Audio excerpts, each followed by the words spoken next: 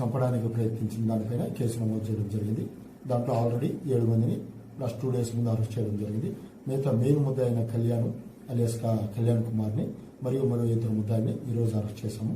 వాళ్ళందరినీ కూడా రిమాండ్ పంపిస్తున్నాము.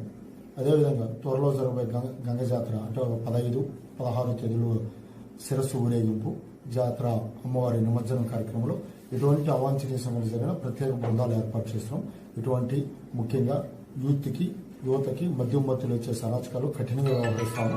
అందరి మీద గట్టి యాక్షన్ తీసుకోబడుతుంది. ఇది పోలీసు వారి విజ్ఞప్తి మరియు హెచ్చరిక. సార్ మొత్తం ఎంతమంది సార్ కేసు కట్టారు ఆ విషయంలో? ఇప్పటికి మొత్తం 11 మంది ముద్దాయిల్ని ఇప్పటికి ఐడెంటిఫై చేసాం. ఆల్రెడీ 10 మందిని అరెస్ట్ చేయడం జరిగింది. ఈ రోజుతో కలిపి ఇంకా మరి కొంతమంది ఉన్నారు, అరెస్ట్ చేస్తాం. సార్ పాత నేరస్తులు ఈ గంగ జాతర బైండ్ ఓవర్ చేస్తారు సార్? ఆ పాత నేరస్తులు ఆల్రెడీ బైండ్ ఓవర్ చేయడం స్టార్ట్ చేసాం. ఈ రోజు కూడా సుమారుగా ఒక 18 మందిని పాత బాడీ ఆఫీస్ పాత నేరస్తులందరినీ బైండ్ ఓవర్ చేసాం. రేపటి నుంచి కూడా అది కంటిన్యూ ఉంటుంది. జాతర వరకు ప్రతి ఒక్కరు